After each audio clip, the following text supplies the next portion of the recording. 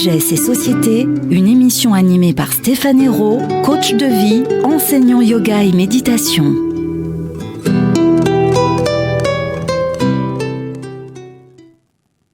Très chers auditeurs et auditrices, bonjour et bienvenue pour cette nouvelle émission Sagesse et Société. Aujourd'hui, j'ai le grand plaisir d'accueillir Caroline Coldefy. Et bonjour. Donc, bonjour Caroline, bienvenue. Alors Caroline, un parcours vraiment riche en expérience, journaliste, productrice de documentaires. Vous avez travaillé à la télévision dans plusieurs domaines, dans plusieurs émissions, vous allez nous raconter tout ça. Et vous avez écrit un livre qui est « Et enfin, la vie prend tout son sens ». Alors, j'adore. Déjà, le titre, j'adore. C'est aux éditions Le Duc. On aura l'occasion d'en reparler. Et puis, dans ce livre, vous partagez vraiment votre parcours, votre initiation, votre chemin d'éveil spirituel, qui est dans un milieu forcément, des fois, journalistique, du show business, on va dire, n'est pas forcément si évident à mettre en lumière. Donc, vous allez nous raconter tout ça, Caroline ? Bien sûr. J'ai pris quelques risques, mais bon, des risques mesurés, et en l'occurrence, je suis heureuse de les avoir pris. Alors, comment a commencé votre parcours ? Voilà, je vous laisse nous amener dans votre histoire de vie. Donc, moi, j'ai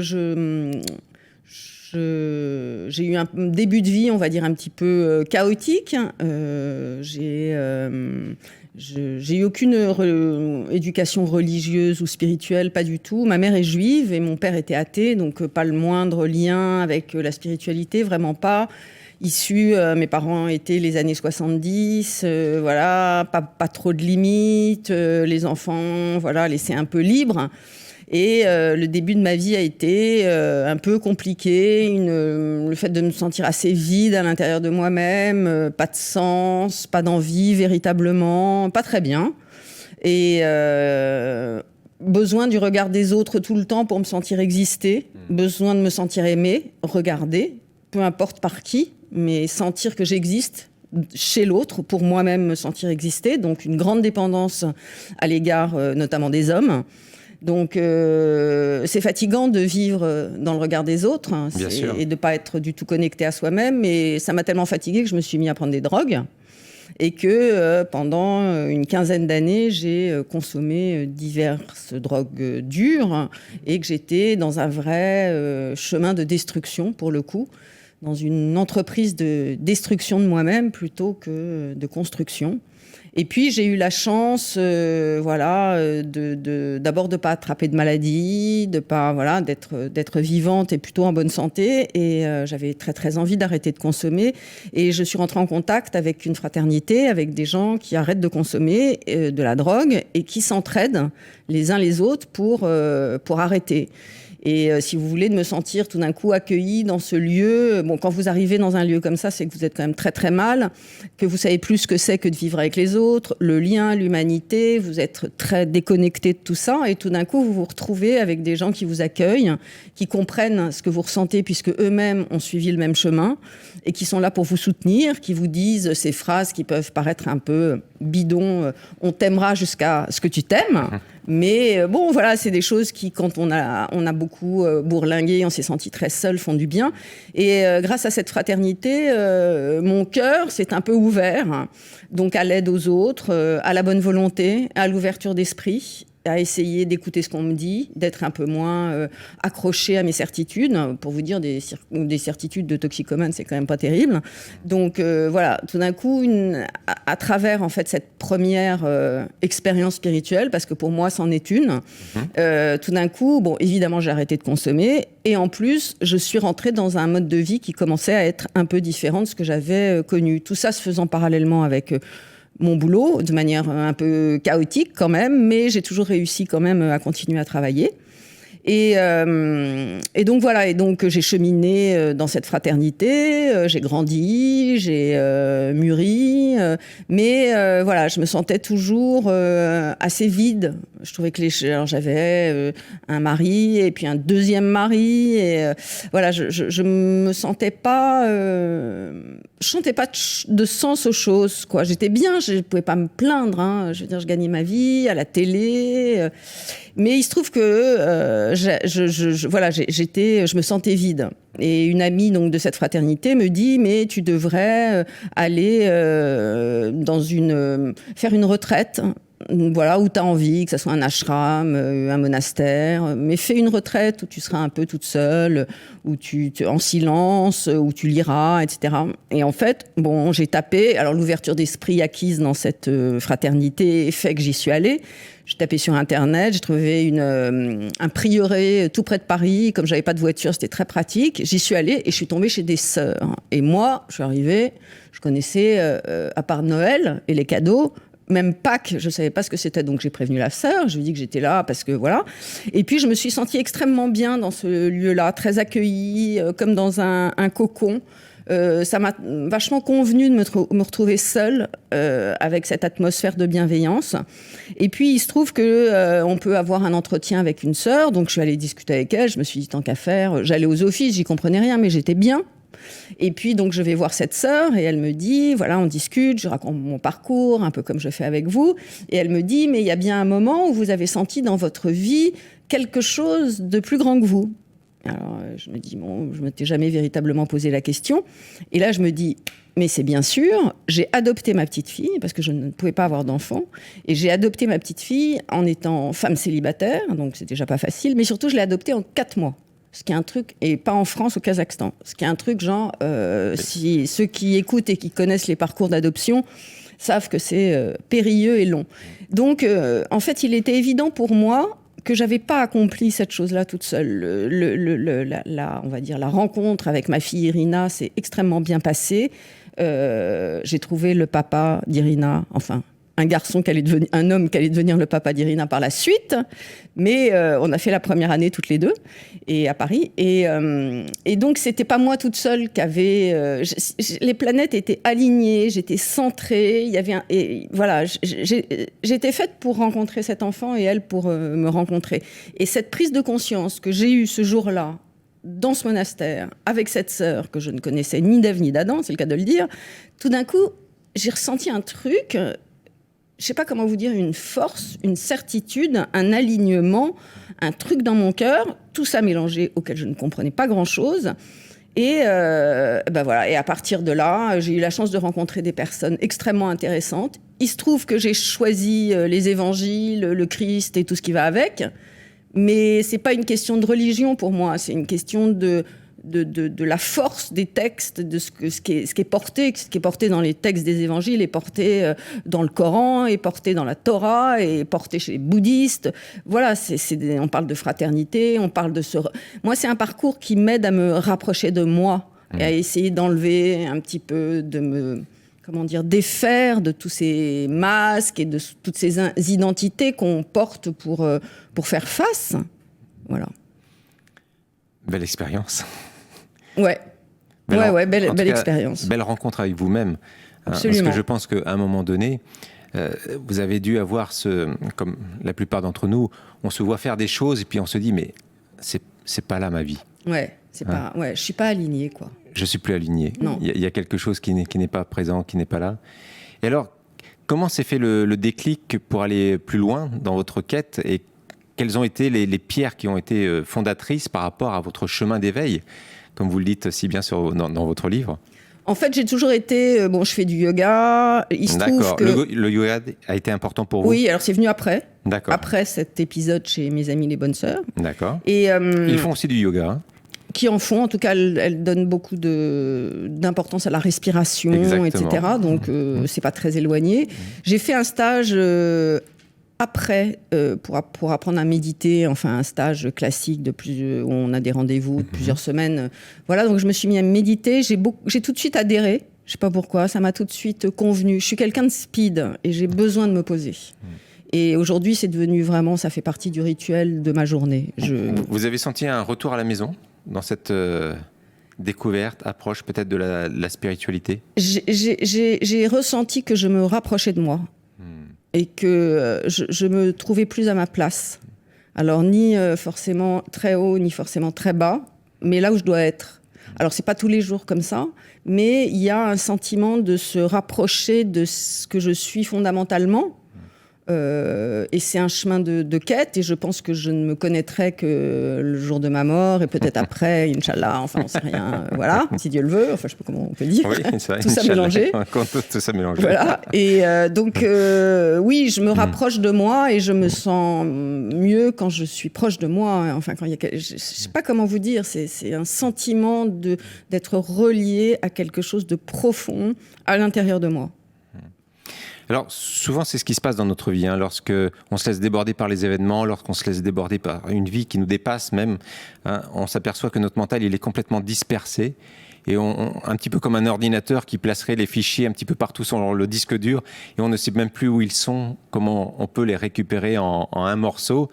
Et je pense que votre parcours, c'est aussi ce beau parcours d'avoir récupéré ces fichiers un petit peu éparpillés pour en faire un seul morceau qui était vous-même. Et ça, c'est quand même un beau message aussi à transmettre de nos jours, parce que on le voit dans notre société moderne où la vie est de plus en plus active, où on est de plus en plus sollicité. C'est vrai qu'on a tendance tellement à être dispersé par les sens. Alors le yoga vous a aidé, mais il y a aussi la notion de la foi aussi. La notion de la reliance, l'énergie du Christ pour vous a été aussi importante. Et j'aime bien votre façon d'aborder les choses en disant qu'au-delà de la religion, peut-être qu'on peut se sentir relié forcément sans se mettre dans un moule aussi. Absolument. Des fois. Alors chacun, moi, il se trouve que, voilà, par un hasard, je suis, voilà, le premier contact que j'ai eu réellement avec la religion s'est fait avec ses sœurs, et que j'ai adhéré tout de suite, et puis que j'ai eu la chance de rencontrer les bonnes personnes ensuite. Bien sûr. C'est-à-dire que j'ai rencontré un frère bénédictin qui est un homme absolument génial, qui s'appelle Benoît Billot, qui écrit pas mal de bouquins, etc. Et qui est un homme extrêmement ouvert, qui fait partie du dialogue interreligieux, qui fait et qui mélange un peu le zen et la religion catholique. Donc pour moi, ça a été vraiment, on fait beaucoup de méditation pendant ces stages, et puis c'est une foi incarnée dans la vie. C'est-à-dire que c'est très concret. Bien sûr. Et on parlait du souffle aussi tout à l'heure, une manière de se recentrer sur soi. Le souffle qui est la vie. Hein. Bien sûr. Le premier acte qu'on fait en venant sur cette planète, Absolument. c'est l'inspire. Ouais. Et le dernier, l'expire. Ça sera l'expire. Ouais. Et entre-temps, c'est pas si évident de prendre vraiment conscience que cet inspire et cet expire vont nous tenir en vie. Ouais. Alors c'est pour ça que j'ai bien aimé, et enfin, la vie prend tout son sens. Ouais. À quel niveau vous avez, ou quelles sont je dirais les pierres fondamentales qui ont jalonné votre chemin en disant, bah oui, là, cette vie que j'incarne, peut-être j'ai une période de drogue, peut-être j'ai une période où je me suis dispersé, mais malgré tout ça, il y a un sens profond à cette vie. Quand est-ce que vous l'avez senti? Quand est-ce que vous l'avez... La première fois, ça a été chez cette sœur, en fait. Cette sœur. Et depuis, c'est... comment dire? Je suis en construction. Donc, c'est des pierres qui s'alignent les unes aux autres petit à petit. Par exemple, je ne vois plus vraiment les mêmes personnes. Enfin, je suis restée proche de certains amis, mais quand même, il y a un peu... voilà, ça évolue, donc on se tourne vers d'autres personnes qui vous enrichissent d'une autre manière. Bon, je pratique beaucoup, j'adore le yoga qui me fait beaucoup de bien, je médite tous les matins, je lis pas mal quand même de textes, on va dire spirituels. J'ai un rituel qui est important pour moi. Et puis dans la journée, j'essaye comme je vous le disais, je suis dispersée et c'est difficile de se changer véritablement. Donc j'ai une conscience qui s'éveille. Et j'essaye d'être consciente dans ma journée de ce que je fais, où je suis. Est-ce que je suis éparpillée à ce moment-là? Parce que ça m'arrive plein de fois. Bien sûr. Voilà, j'essaye de prendre le temps de me recentrer, de me dire, mais attends, qu'est-ce que tu fais là? Comment tu te sens? Etc. Donc voilà, c'est ces choses-là qui font que petit à petit, je me construis. J'ai d'autres envies professionnelles. L'écriture de ce livre a été importante parce que alors moi, on m'aurait dit... C'était votre premier livre? Ouais. On m'aurait dit il y a, je sais pas, même 3 ans, tu vas écrire un livre sur ton parcours spirituel. Ouais, bien sûr. C'était vraiment totalement improbable. Bien sûr. Et puis j'ai écrit ce livre super facilement. Vraiment. Il est venu. Ouais, vraiment. Mais ça, pareil, je peux pas ne pas penser que c'est pas être accompagné que d'avoir la capacité d'écrire ce livre. Et c'est important de transmettre, et c'est important voilà, ça fait partie aussi du chemin d'éveil. Je veux dire, je m'éveille pas pour être moi toute seule avec moi-même, quoi. Je m'éveille pour le rapport aux autres aussi. Bien sûr. Parce que, évidemment, c'est ça qui fait notre humanité. Et moi, j'ai un rapport difficile, a priori. Enfin, je suis pas quelqu'un qui a hyper confiance en elle. Voilà, la preuve, c'est que quand même, j'ai pris un certain nombre de choses pour modifier mon comportement. Et que du coup, voilà, c'est pas forcément tout le temps évident. Et ben, ce chemin-là m'aide, en me rapprochant de moi-même, à être plus vrai, plus honnête. Et donc, les gens le sentent. Et il y a une espèce de truc un peu avec le cœur qui se fait. Et tout ça accompagne, alors pas tout le temps, mais accompagne mes journées, mes mois, etc. Et me construit. Donc, c'est toutes ces choses-là, un peu de yoga, de la méditation. Je fais des retraites régulièrement. J'ai des lectures spirituelles. Je regarde des choses, voilà, sur le web, à la télé, etc. À la télé, pas beaucoup, mais bon.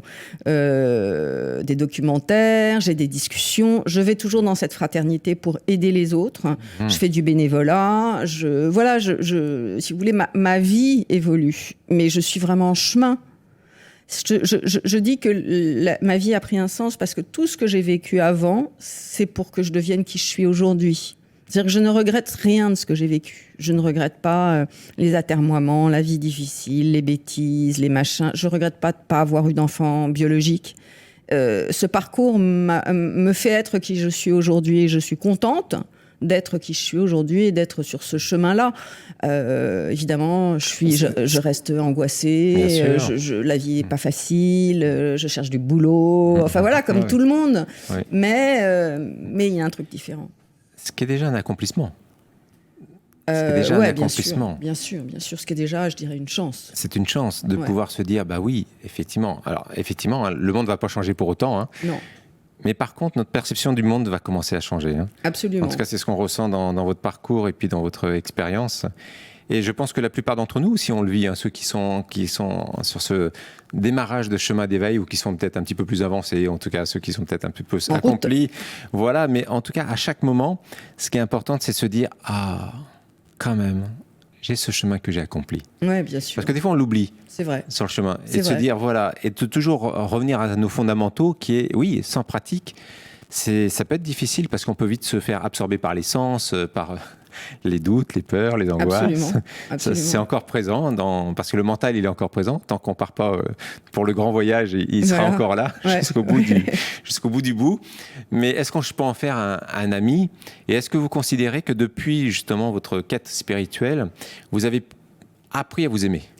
C'est drôle que vous me disiez ça parce que c'était mon anniversaire hier. Ah, joyeux anniversaire. Merci. Et je me suis dit que c'était... je peux être exigeante à mon égard, etc. Et je me suis dit que cette année, c'était l'année où j'allais me considérer comme ma meilleure amie. Et voilà, je sais que c'est... Voilà, c'est parce que je sais que je suis la meilleure version de moi-même aujourd'hui à cet instant T. Je ne peux pas être quelqu'un d'autre. Donc voilà, mais c'est un chemin aussi. Alors, je fais un petit clin d'œil à Nathalie Lefebvre, qui est la responsable de cette radio, avec son livre « C'est décidé, je m'épouse ». Je pense que voilà, ça tombe à pic un petit peu avec votre expérience. Ouais, non, mais c'est exactement ça. Voilà, ça fait partie du chemin d'arrêter de penser qu'il faut être quelqu'un d'autre. Moi, je me suis tellement tapée dessus, j'ai tellement essayé de jouer à quelqu'un d'autre, etc. Aussi parce que je ne me connaissais pas. Donc aujourd'hui, je vais être un peu sympa avec moi. Enfin, je vais essayer. En tout cas, c'est mon objectif de cette année. Donc voilà. Beau parcours, Caroline. C'est vraiment, en plus, voilà, j'apprécie beaucoup votre fraîcheur aussi, puis votre sincérité dans ce parcours, parce que c'est pas toujours évident de pouvoir dire, voilà, ce qui s'est passé. Mais ce qui est le plus beau là-dedans, c'est de se dire, voilà comment j'ai réussi. Ouais, comment tout ça. Et puis je vous dis, comment il n'y a pas de regret, comment tout ça m'a finalement amené à aujourd'hui. Et j'ai eu de la gratitude pour ça, vraiment. Bien sûr. Même de vous parler là, évidemment, de pouvoir transmettre, d'avoir écrit ce livre. Voilà, c'est vraiment génial. Si je me remémore à 40 ans en arrière, c'est super. Alors, qu'est-ce que pour vous la sagesse, Caroline? Alors, ce qui est beau avec ce terme sagesse, je le répète souvent dans l'émission, c'est que chacun peut se l'approprier. Le terme sagesse, il n'y a pas besoin d'être soit associé à un mouvement ou peut-être une école de pensée ou peut-être une religion. Et la sagesse, qu'on soit n'importe où, que ce soit en ville ou même en pleine campagne ou en train de jardiner, on a tous cette sagesse. Et ici à Radio Médecine Douce sur l'émission Sagesse et Société, on a vraiment le plaisir de mettre en valeur justement tous les artisans de sagesse, qui ne sont pas forcément ceux qui viennent, qui sont interviewés, mais aussi ceux qui écoutent. Parce que à chaque instant, là où nous sommes, on est aussi nos artisans de sagesse. Alors, qu'est-ce que pour vous la sagesse ? Si vous pouvez partager avec nous par rapport à votre parcours, bien sûr. Hein. Moi, je dirais, alors je n'ai aucune définition, mais je dirais que la sagesse, c'est quand je me sens, ce que je vous disais tout à l'heure, à ma place. C'est-à-dire ni très très haut, ni très très bas, peu importe, mais me sentir alignée et en lien avec ce que je suis en train de faire vraiment. Et voilà, pour moi, c'est des moments de sagesse. Je ne veux pas dire que je suis quelqu'un de sage, j'ai des moments de sagesse. La sagesse fait partie de moi, comme vous le disiez, chez chacun de nous. Et donc, les moments où je me sens reliée à ma place, pas éparpillée, pas mon mental dans la tête de l'un ou dans les projections de l'autre, mais vraiment avec moi-même, dans ce cas-là, je me sens plutôt apaisée. Et si je me sens apaisée, c'est que je suis dans une certaine sagesse, finalement. Et plus je suis convaincue que plus je me rapprocherai de qui je suis, plus je serai sage, puisque je serai ce que je dois être. Et à ce moment-là, on retrouve vraiment notre vrai pouvoir. Hein. Ouais. Le pouvoir sur notre vie. Et comme vous le dites si bien, la vie prend tout un sens. Hein. C'est vrai que malheureusement, on a eu dans notre éducation trop tendance à porter trop d'attention sur ce que les autres pensent de nous, disent de nous. Hein. Et puis, d'un certain côté, on en devient même des fois le ballon de football des opinions des autres. Ouais.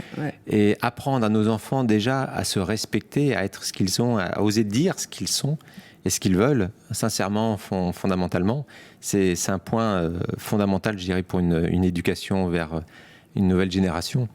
Et puis, je trouve que ce qui est important aussi, puisque vous parlez d'éducation, c'est quand même d'être dans l'idée que les choses sont possibles. C'est possible.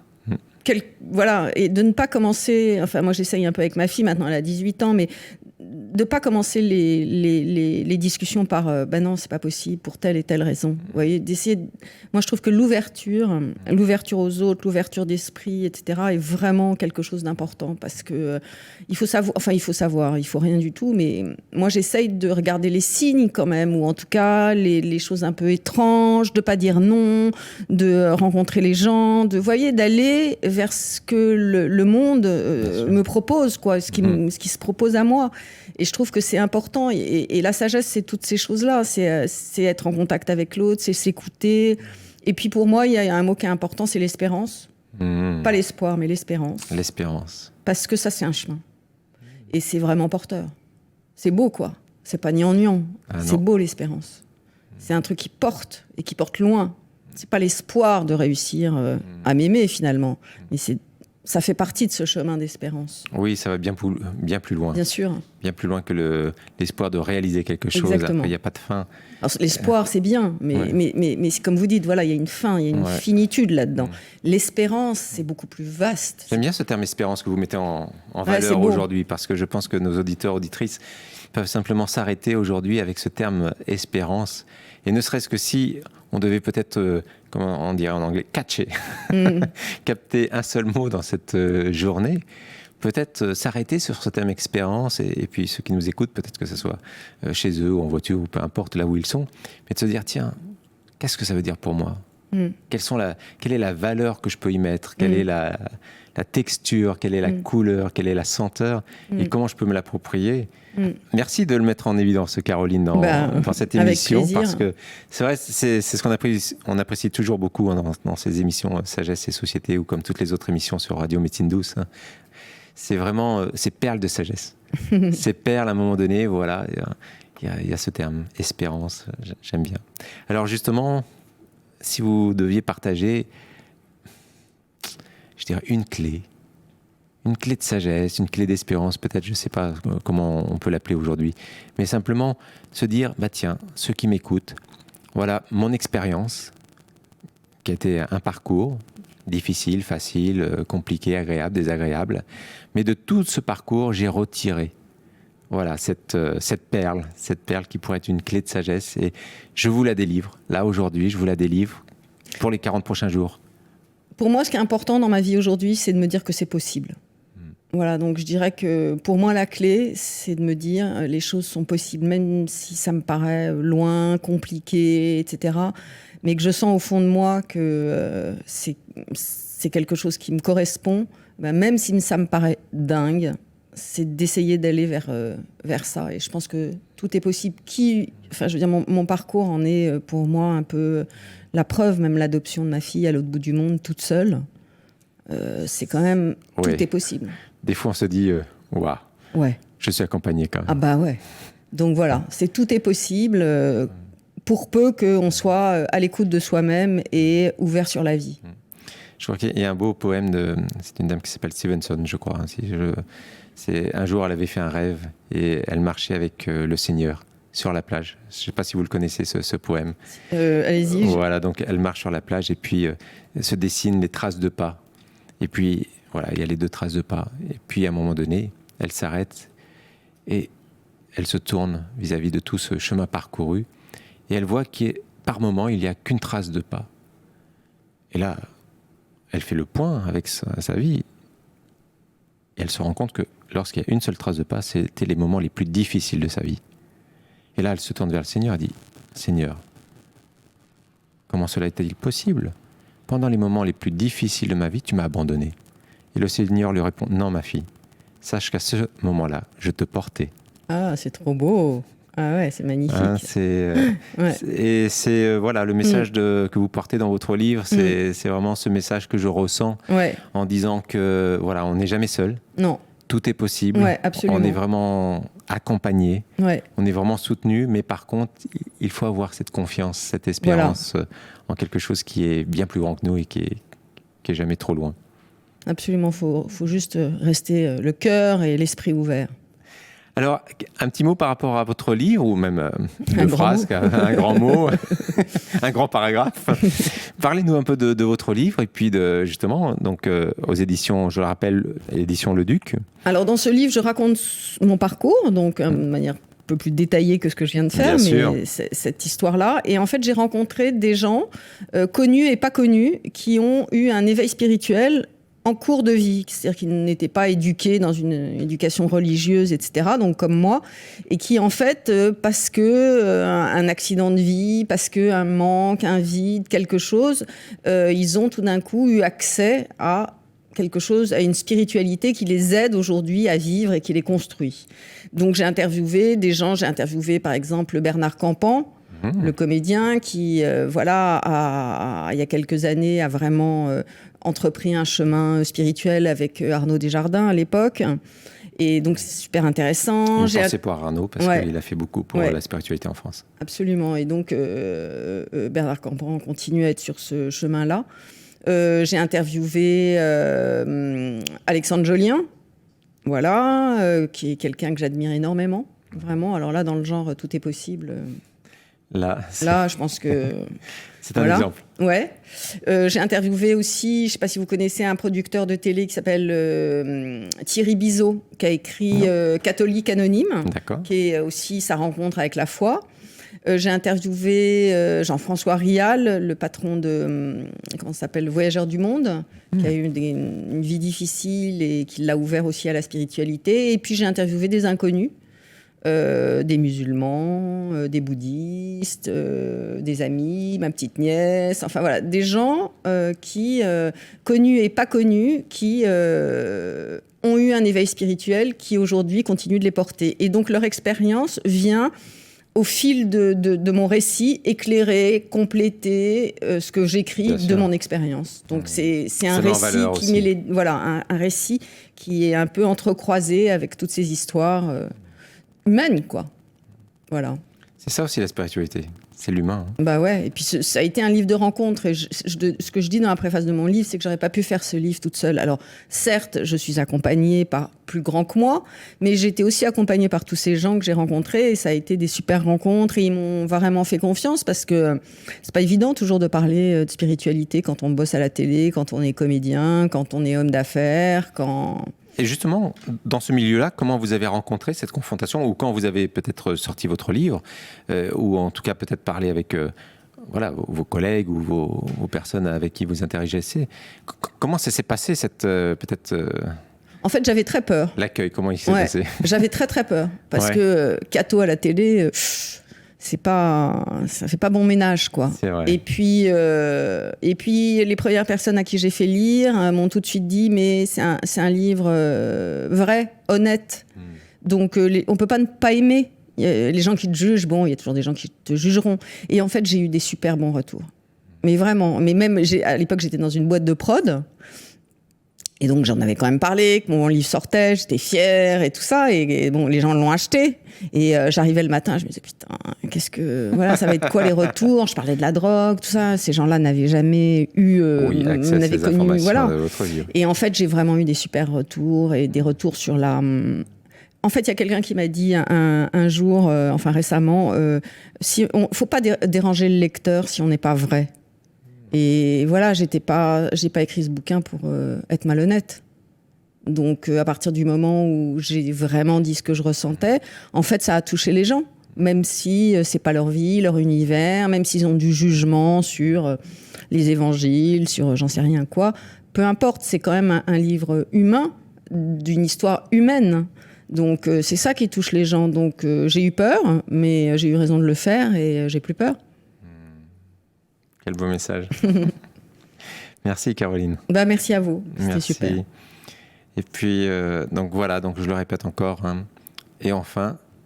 La vie prend tout son sens. La vie prend tout son sens aux éditions Le Duc. Vous pouvez vous le procurer. Savourer ce bon moment, comme j'ai pu le savourer avec Caroline, ce bon moment d'interview. En ce qui nous concerne, donc, on pourra se retrouver à travers donc, les programmes que je propose. Vous pouvez aller voir mon site internet stéphanehero.com.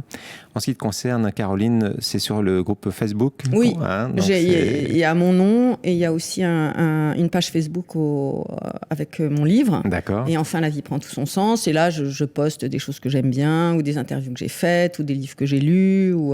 Et puis, j'ai reçu plein de témoignages de gens qui avaient lu et qui ont été touchés. Et c'est super, quoi. Donc, allez-y. Super. Merci, Caroline. Merci à vous. Et puis, à bientôt pour une nouvelle émission Sagesse et Société sur Radio Médecine Douce. Merci. Sagesse et Société, une émission animée par Stéphane Hérault, coach de vie, enseignant yoga et méditation.